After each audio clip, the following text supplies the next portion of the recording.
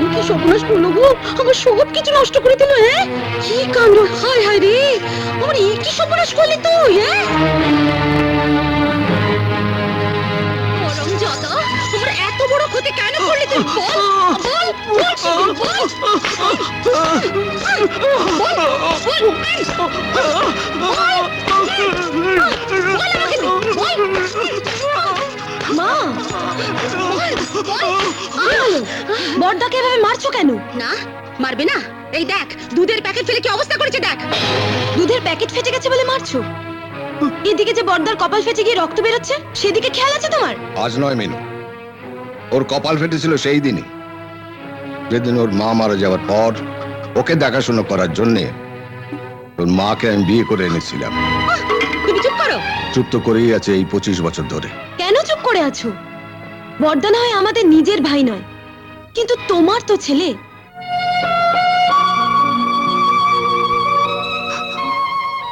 দিনের পর দিন ওর উপর বাড়ির সবাই অত্যাচার করে চলেছে, তুমি কেন চুপ করে থাকো? কার ভয় চুপ করে থাকো? ভয় আমি কাউকে পাই না, ভয় পাই অশান্তিকে। কি বললে? আমি অশান্তি করি? কি হলো মা, সাত সকালে তো চেঁচামেচি কিসের? এই দেখ না, নন্দ কি কাণ্ড করেছে একবার দেখ। দুধগুলো নষ্ট করেছে বলে আমি নন্দকে একটু মেরেছি, তাই তোর বাবা বলছে আমি নাকি অশান্তি করি।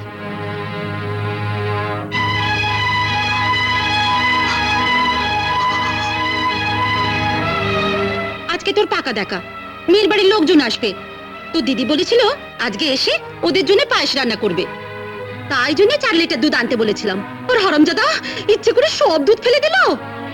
বড়দা নয় ইচ্ছে করে এই দুধগুলো ফেলেছে, নিজের কপালটাও কি ইচ্ছে করে ফাটিয়েছে? তুই চুপ কর, বড়দার জন্য দরদ একেবারে উঠলে উঠছে। লন্ড্রি থেকে যে জামা কাপড়গুলো আনতে বলেছিলাম এনেছিস?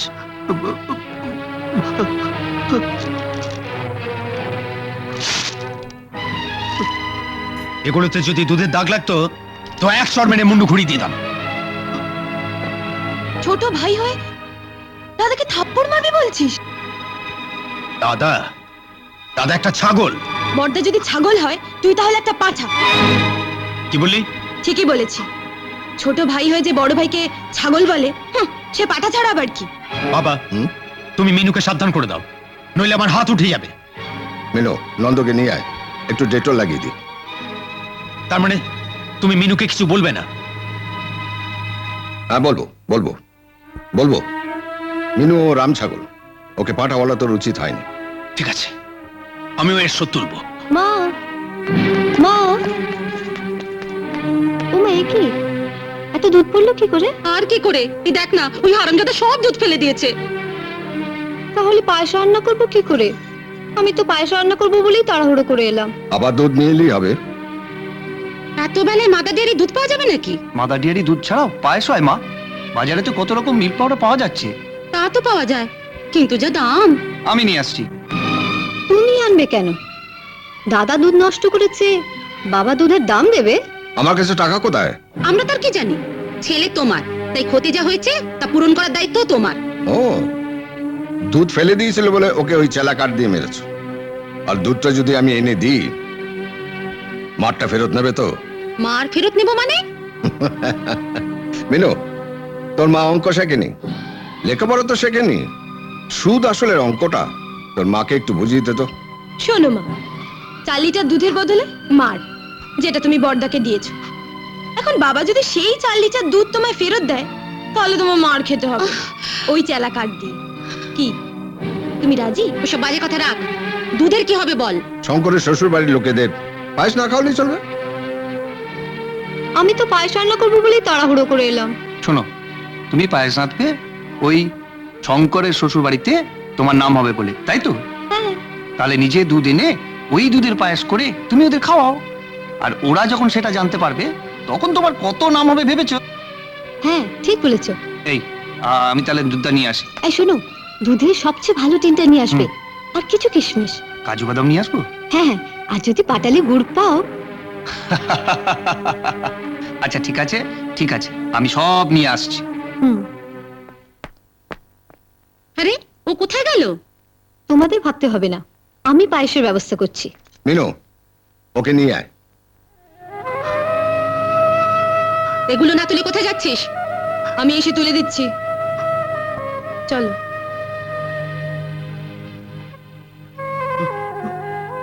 নন্দ, আজ সন্ধ্যের সময় শঙ্করের শ্বশুর বাড়ির লোকেরা আসবে শঙ্করকে আশীর্বাদ করতে।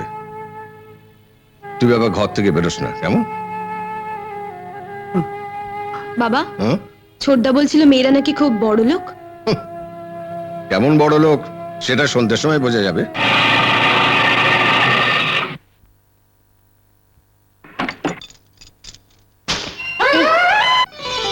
কি মা, কি হলো?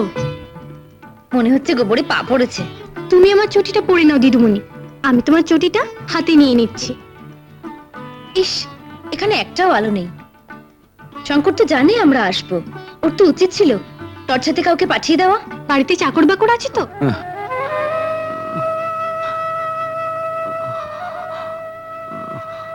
জ্বরটা তো ভালোই। হ্যাঁ।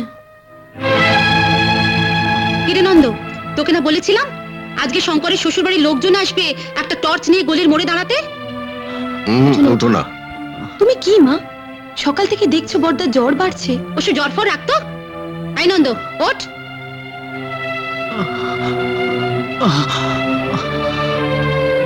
না, ও উঠবে না, যাবেও না। টর্চ নিয়ে আমি যাব।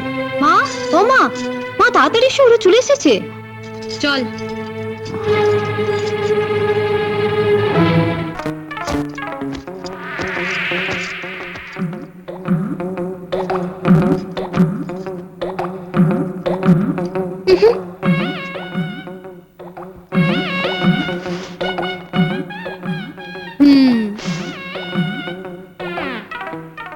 নাও দিদিমণি, তুমি এটাতেই বসো।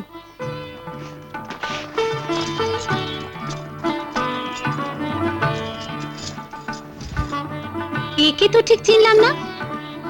ও লতা, রত্নার আয়া। তোমাকে না কতবার বলেছি মাসি, সবার সামনে আমি আয়া আয়া না বলে সেক্রেটারি বলবে। সেক্রেটারি? হ্যাঁ, সকালে ঘুম থেকে ওঠার পর আর রাত্রে শোয়া অবধি ও রত্নার সঙ্গে সব সময় আটার মতো লেগে থাকে। রত্না কি খাবে, কি পরবে, সবই ও ঠিক করে দেয়। এই চেয়ারের গদিগুলো সব চিমড়ে মেরে গেছে। আজ প্রথমবার তাই দিদিমণিকে বসতে দিল, এরপর কিন্তু। ওহ, তুই থাম তো। বিয়ে হয়ে গেলে তো তোমার সঙ্গে আসতে পারবো না, তাই যতটা পারি কাজে গিয়ে রাখি, পরে যাতে তোমার কোনো অসুবিধে না হয়। বিয়ের আগেই চেয়ারগুলো সব পাল্টে ফেলবেন। আর ঠিক আছে ঠিক আছে, তুই এখন থাম তো। আমি থামছি, তবে ওদের বলে দাও দিদিমণির জন্য যেন একটা দিনরাত্রে আয়া রেখে দেয়। উফ, যে দিদিমণির পেছনে ছায়ার মতো ঘুরবে সারাদিনের জন্য। আয়া? আয়া? হ্যাঁ, আমার এই মেয়ের অভ্যেসগুলো তো শঙ্কর জানে। কি শঙ্কর, তুমি তোমার মাকে এসব কথা বলনি? বলিনি, তবে এখন থেকে আয়া খুঁজতে শুরু করো না, আজ আশীর্বাদ হয়ে গেলেই তো দিন ঠিক করে বিয়ে হয়ে যাবে। ঠিক আছে ঠিক আছে, আমি দেখি কি করতে পারি। বাড়িতে চাকর বাকর নেই কেন বলো তো? দিদিমণির দামি চটিতে গোবর লেগেছে, ভালো করে ধুয়ে একটা তোয়ালে দিয়ে মুছে নরম আছে সেকে এনে রাখতে বলুন। আর দেরি না করে দিদি আশীর্বাদটা সেলে ফেলি, কি বলেন? হ্যাঁ হ্যাঁ, নিশ্চয়ই। একটা শাক নিয়ে আসুন।